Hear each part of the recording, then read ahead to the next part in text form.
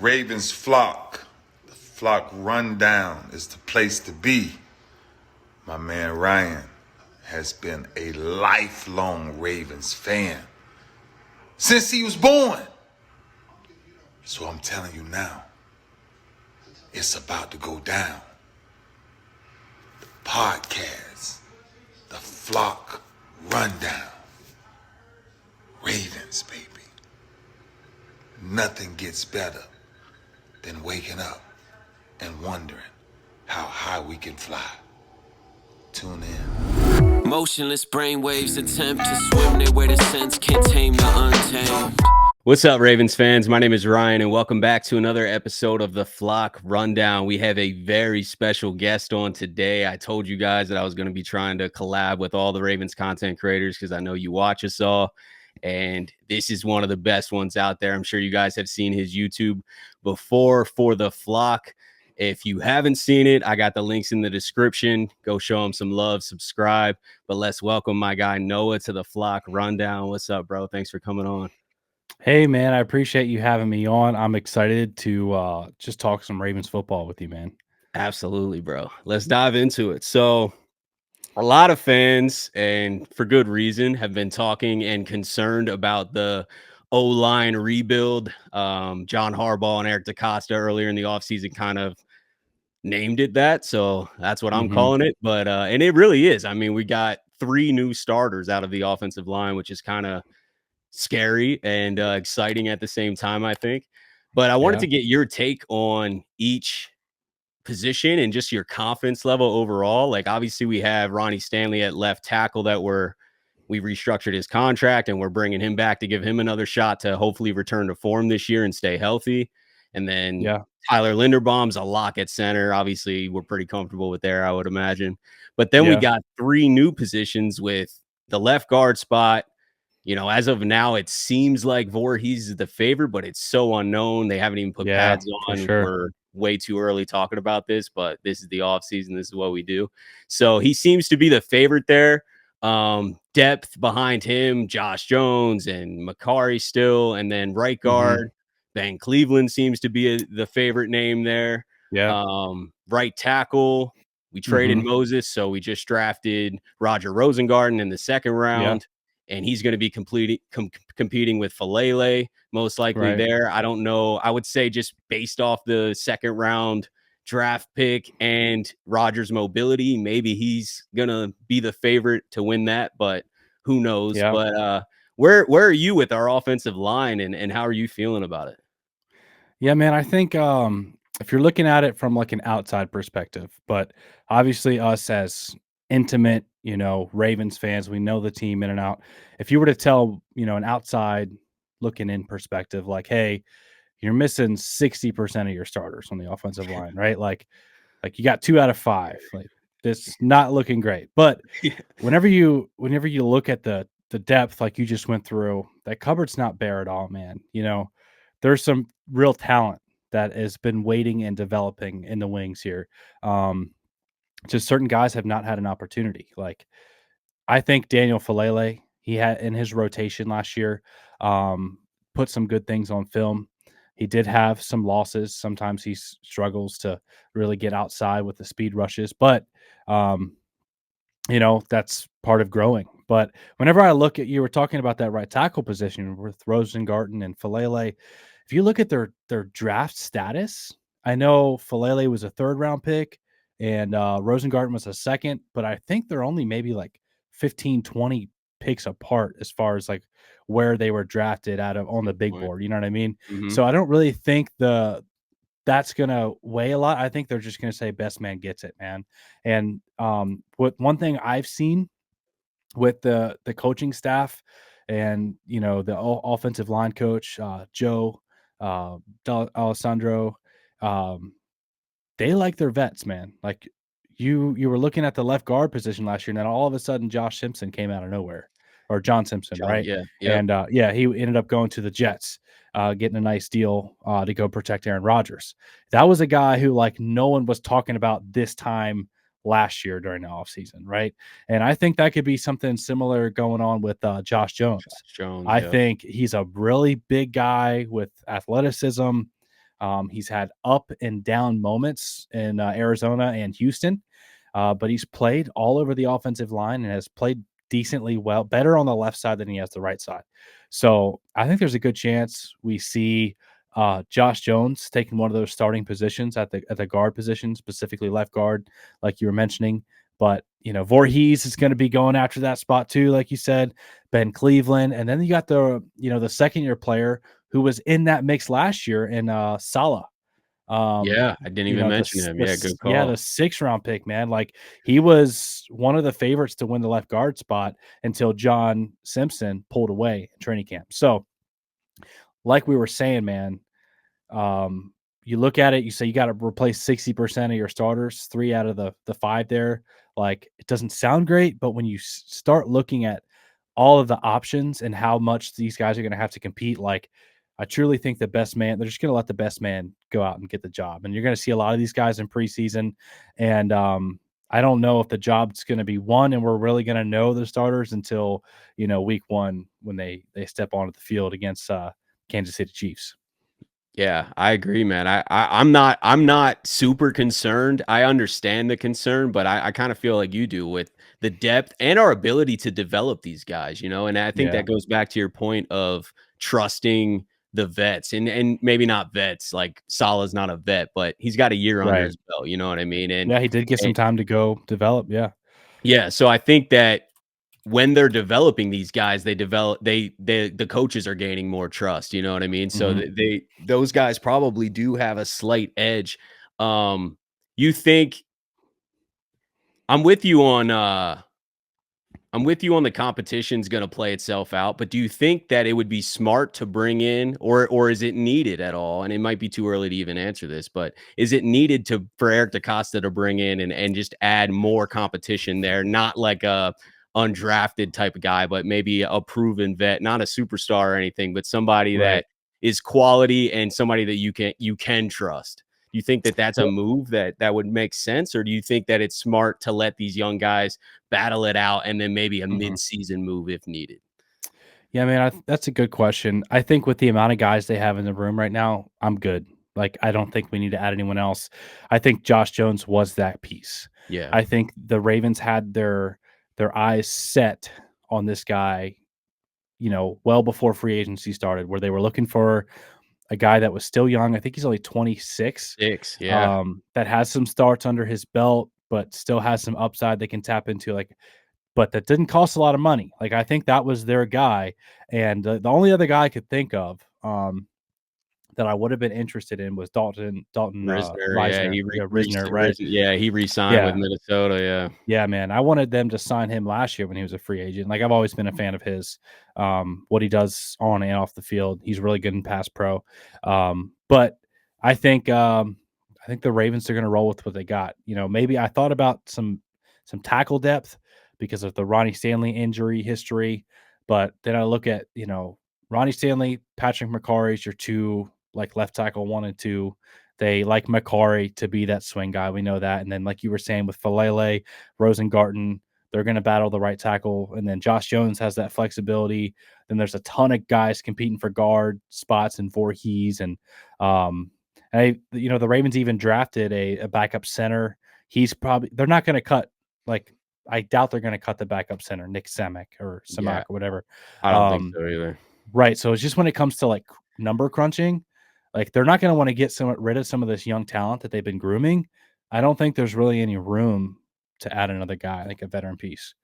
Yeah, I'm with you. I agree. I think we have to let these guys battle it out. I mean, if it's Hmm. really bad or there's a run of injuries at a certain position, Hmm. then I think a move into the season makes a little bit more sense, like almost an Right. emergency type move. But Yeah. yeah, I'm with you. I don't think, and we really don't have a ton of cap room and flexibility here. We don't want to keep restructuring if we don't have to. I think we're at like Yeah. 5-6 million. Obviously, we can always create room, but you don't Hmm. want to just keep adding void years and moving money down the road. The Eagles are doing a lot of that right now, and I think Hmm. that the Ravens have dipped their toes in that water a little bit recently.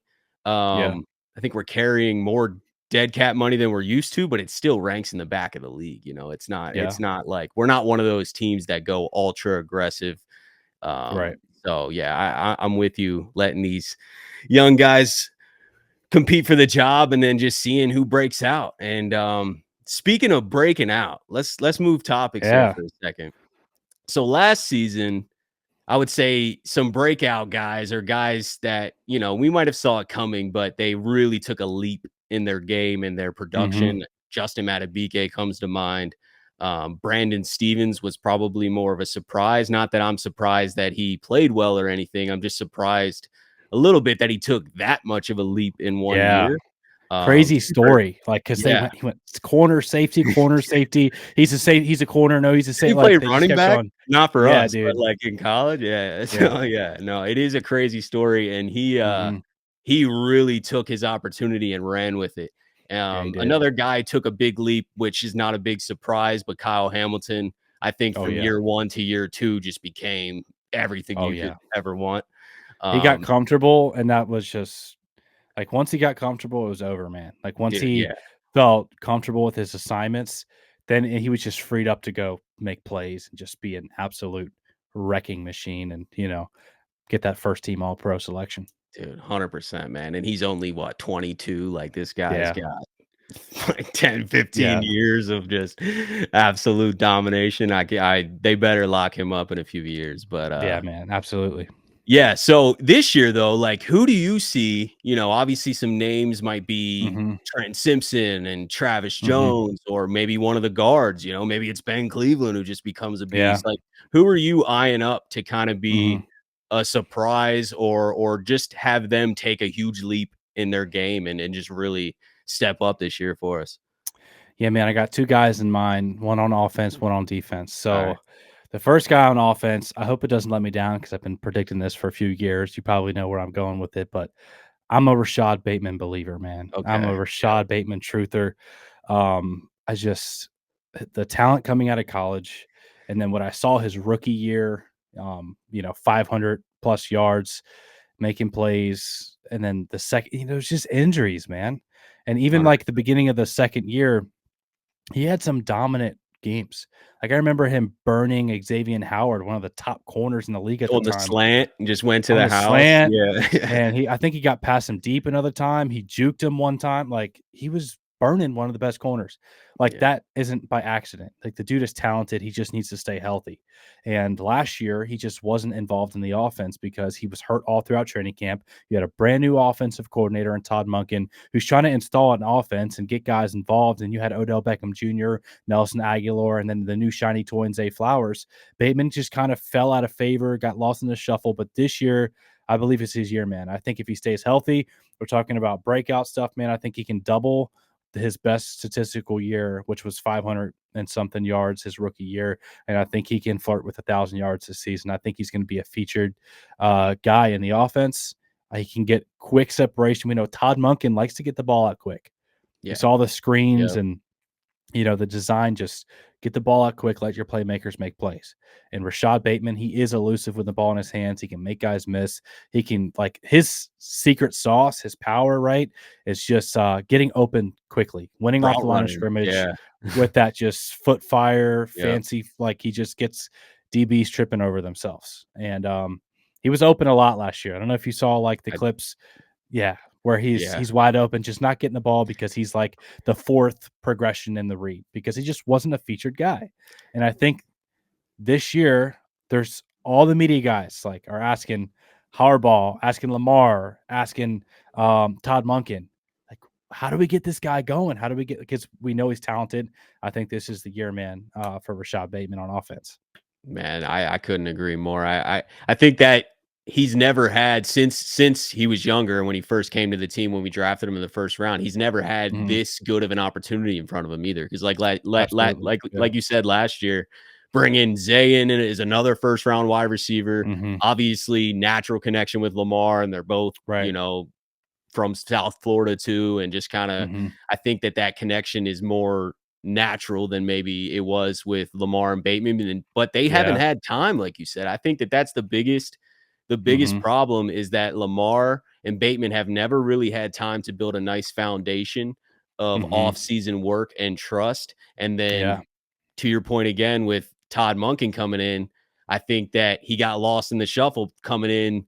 I forget when Bateman came back, week 4, 5, 6, something like that of Yeah. last year. Like Something he like missed the that. beginning of the season, he missed the Yeah. off season. It's going to be very hard to stay involved in an offense. But if he can stay Yeah. healthy, man, I'm completely with you. He's going to be our wide receiver 1/2, however you want to categorize it. It doesn't really Yeah. matter. He's going to be out there a lot with Zay Mhm. Flowers. And Yeah. I'm super high on Bateman. I've never not been high on his talent. I think that Yeah. he's always shown anytime you watch the game, watch the film, you're like Mhm. impressed with what Bateman's doing. And then I don't know if you just heard last week, Nate Wiggins, when they asked him, he said that Bateman's the hardest Yeah. receiver that he's had to cover so far in camp too. Yeah. So that was pretty good to hear. Dude, absolutely. And think about it, man. Like all the pressure's off. Like Yep. this was a guy that was about to be entering maybe into a contract year if he didn't It have the would have been 5th year because they option couldn't picked pick up. up the 5th-year option Yes. because of that weird he didn't Right. show up to camp on time. And Exactly. And it didn't work out with the rookie formula or whatever. But yeah. the pressure's completely off now. They just said, you know what, man? We're going to extend you all the way through 2026 because we believe in your talent. I want a And steal of a you're deal, not by the way. absolutely, man. Like you could be getting like high-end wide receiver 2 type of production for like pennies if this thing works out. And I think that's why Eric DeCosta pursued it because he was like, dude, this guy's too talented. And he's probably like, coaches, man, get him the football and we're going to get a bargain here. Like, I think it's kind of a similar situation to who was it recently, man? I'm drawing a blank, but there was a player who the Ravens extended and then they got ahead of it and they really got a bargain and he had high end production. What position? I don't know, man. I'm drawing a blank, but Now I'm I think drawing a that's blank. Yeah. I think that's the Bateman move right there. Yeah.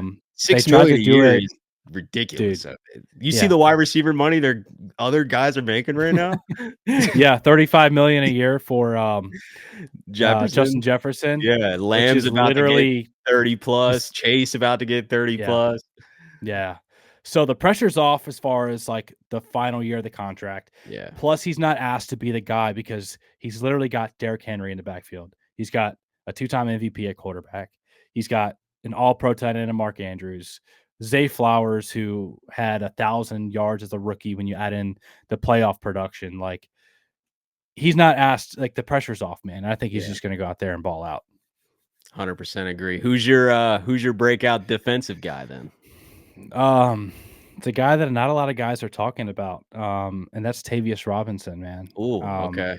Dude, I like this football player. Yeah, I do too. I liked him coming out of college. He actually got a sack last year, but just super high-end motor. He's big and strong. He's just that Ravens outside linebacker type where he sets the edge. So he's going to get on the field a lot this year, I think, because someone's got to take Jadeveon Clowney snaps, right? Like, and it's going to be a mix between Odafe Owe, Kyle Van Noy, Tavius Robinson, A Jawbo. Ajabo. I think Mully Cam. That's another guy. I know he was an Yeah. undrafted guy, but like the coaching staff has talked really high of him. He flashed in the preseason last year too. He did. Ham was dominant. Yeah. So I think Tavius Robinson's going to be a guy that last year he played 29% of defensive snaps as a rookie.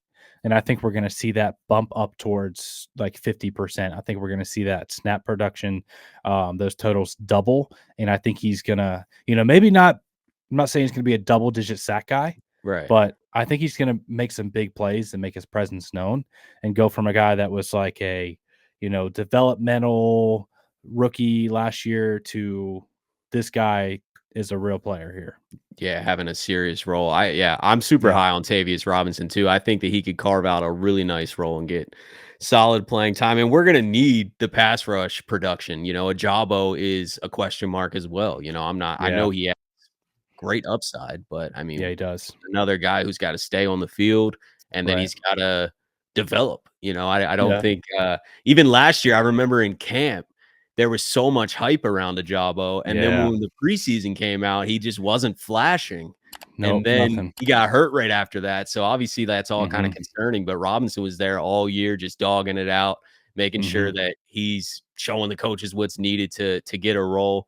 And Yeah, I and he think came in another good shape. He looks good. He looks strong. yeah, he's Looks, I mean, like, he's a leaner big dude. too. I think Yeah, comparing him to replace Clowney is a great comparison. I'm not saying he's gonna do exactly Clowney's right. disruption in this year, but, like, he's big like that, though, you know what I mean? He's Yeah, disruptive. I think that he can, cause some problems. I think another yeah, guy on the D line too is Travis Jones, who's just gonna earn yeah, more and more playing time. I think Michael Pierce might have a little less playing time, and we could yeah, see Travis Jones really take command of the middle of that yeah. D line. What do you think? Dude, that's funny you mentioned that because do you remember maybe, like, 5 years ago or so, whenever I think this is exactly what we were talking about between Brandon Williams and Michael Pierce. Oh, Right, yeah. because Yep. Brandon Williams was that big, run stuffing nose tackle, and then Michael Great Pierce point. kinda just started to take some of that, and I think now, Michael Pierce, of course, he's a rock in your defense, he's got a great role, and he's gonna fill that role excellently, right? He's been another guy that when he's healthy, he's dominant, but sometimes he's just not healthy. He's got the pec tear and other stuff, Getting older biceps. too, yeah. Right, but, Travis Jones, man, every once in a while when I turn on the all 22, he Blowing looks like dudes up. he's shot out of a rocket. Like, I don't know if he, like, saves some, like, because he's a big dude, like, you can't Yeah. go full go every snap, like, you And just can't. athletic too. He's got Right. he's got a So, ridiculous athleticism to him. I don't know if just, like, he's, like, saves up a few reps, and all of a sudden, he just, like, shoots a guy like a full-grown 300-pound center, just throws him into the quarterback's lap, and he has those flashes, so, like, if he can get that a little bit more frequently, maybe just 15-20% more, because I could say the same thing about Matabike when he had what, 2 sacks, then 5 sacks, and then all of a sudden explodes for 13. 13. Yeah. Yeah.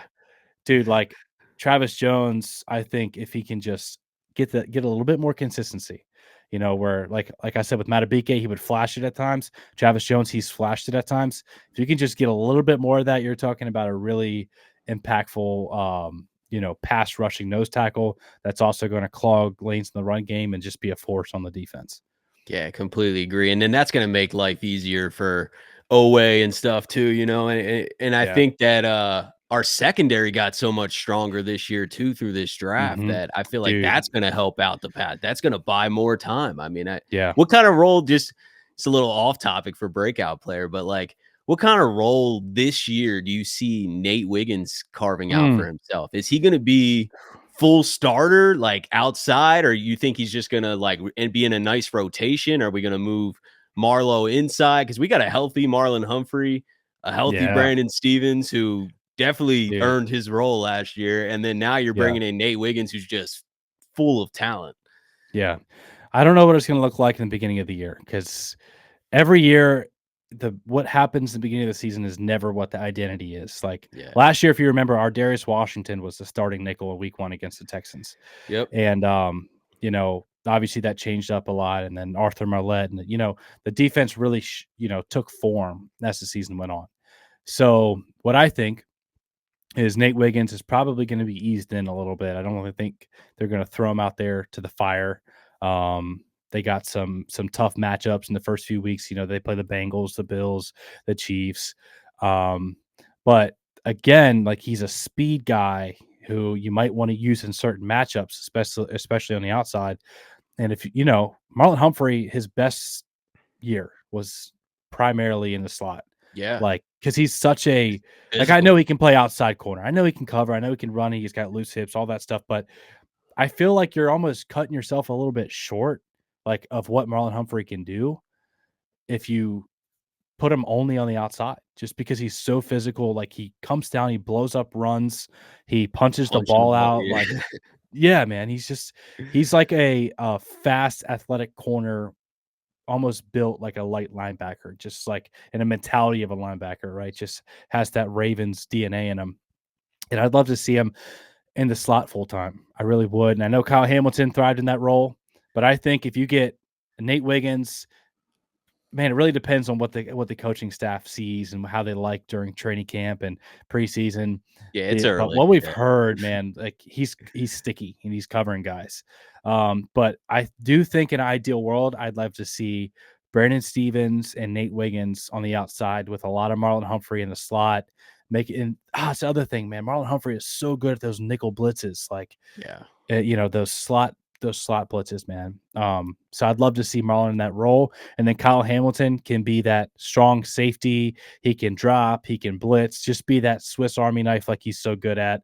With Marcus Williams roaming the back end, making sure that he covers a lot of ground, and doing what he does, getting hands on footballs. But the secondary is so deep, man. TJ Tampa, I'm excited about what he can do, but he's going to have a hard time getting on the field. And they got Arthur Yeah. Marlette or Darius Washington, Brandon Jalen Armour Stevens, Marlon Davis Humphrey. still there. Exactly, and he Pepe showed some good Williams, stuff who last knows? year. He didn't get a Pepe, lot of chance. Yeah, it's deep. dude, there's going to be some talented corners that have been recent draft picks that just don't make the team. That's just Yeah. going to be the reality of the situation, because of how much talent they have in there and now. So I'm so excited about the secondary. I think you made a good point about how they can buy some more time for the pass rush, and I think that's like the most, hinge pin factor of the defense, right? I think the defense will be good regardless. I think they'll be a top 10 defense because they're the Baltimore Ravens. Yeah. They have a lot of talent, like a Roquan Smith, like a Marcus Williams, like a Kyle Hamilton. So they have like core pieces on each layer of the defense.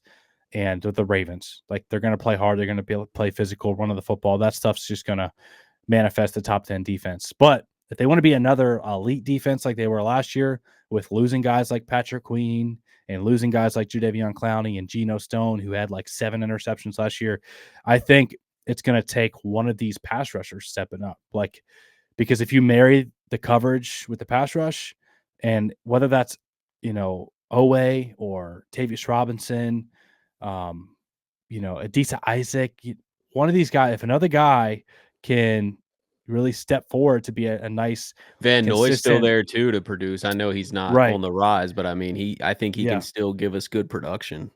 yeah. But I think if one of those guys really emerges as like a guy, you know what I Yeah. mean? Like, I think that's where the defense enters into that like top 5, top 3 elite territory. Yeah.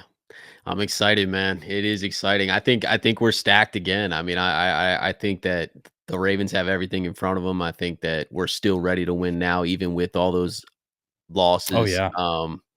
And there still could be a move here and there. If Hmm. I saw any move coming, I think it would be a veteran safety.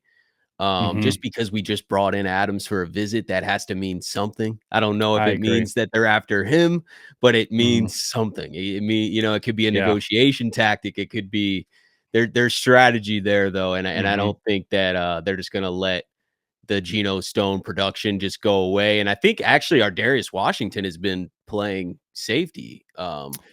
I mean, recently, he so was they a might be safety out of yeah. college too. So So they might be looking at him there just because we have so much other corner depth. But right. yeah, no, man, it'll be interesting to see how it all plays out, man. I'm excited. I can't wait for this season. But you have anything else you want to say, man, before we wrap it up here? No, man, I'm right there with you. I think it's going to be a really good football team. People are talking about how the offense might fall off because of, losing some of the offensive line. I think honestly the offense is going to be better. Yeah, with Derrick Like, Henry, man. Come on. dude, and there's so much talent. Like, someone's going to emerge there in the offensive line. They're going to be fine. It might take a few weeks. You might see some hiccups, but they're going to gel. They're going to find a way to make it work. Derrick Henry and Lamar Jackson is just game over for the rest of the NFL. And then you're going to see what that does for the tight ends off play action. And it's just going to be a really good offense, especially second year with Todd Monken. Lamar knows the terminology now. Todd Monken knows what concepts to run, what, works well for the personnel. The defense might take a little step back. That's just the reality of the situation with, having a brand new defensive coordinator. Sometimes the first year is a little bit Hey, we had the up and triple down. crown last year. That's just hard to Yeah, repeat, right. Like, leading you can't turnovers, sacks, and points exactly. allowed. Like it's just Yeah, come on. That's I think that was the Yeah. first time ever, by the way, right? Like Right. it's Yeah, they probably were not going to historic happen. defense. Yeah. Yeah. So you can have a really good like top 3 defense and still say the defense took a step back because that's Yeah. how good they were last year. But I do think the offense is going to get better, and I think this is going to be a really, really good football team. And I'm excited for the season, man. Yeah, me too, bro. Well, I appreciate you coming on, man. I'll have all of Noah's links in the description, so please go show him some love, subscribe to his channel, follow him on X and wherever else. But I appreciate you coming on, man. It was great talking to you. Yeah, brother, you too, man. Motionless brainwaves attempt to swim there where the sense can't tame the untamed.